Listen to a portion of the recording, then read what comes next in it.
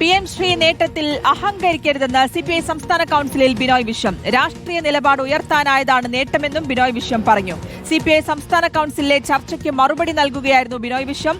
ചർച്ചയിൽ പങ്കെടുത്ത ഭൂരിപക്ഷവും നേതൃത്വത്തെ പ്രശംസിച്ചു. ആഷിൻ ഡിയോഗോ നൽകും വിശദാംശങ്ങൾ. ആഷിൻ, എന്താണ് ബിനോയ് വിശ്വത്തിന്റെ വാക്കുകൾ?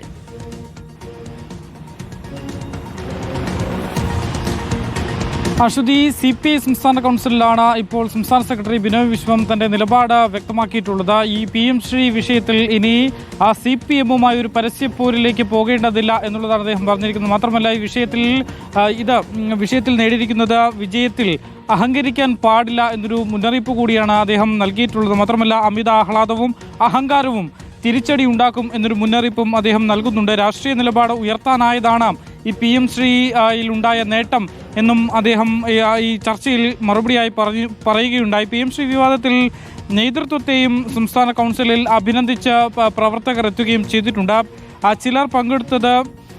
ചർച്ചയിൽ പങ്കെടുത്ത ഭൂരിപക്ഷവും നേതൃത്വത്തെ പ്രശംസിക്കുന്ന നിലപാടാണ് സ്വീകരിച്ചത്. ഉത്തരവാദിത്തം ഒരു വ്യക്തിക്കാണെന്ന് ജനങ്ങൾ സംശയിക്കുന്നുണ്ട്. K. രാജു മാത്രമാണ് നിലവിൽ ഇപ്പോൾ ഒരു വിമർശനമായി ഉന്നയിച്ചിരിക്കുന്നത്.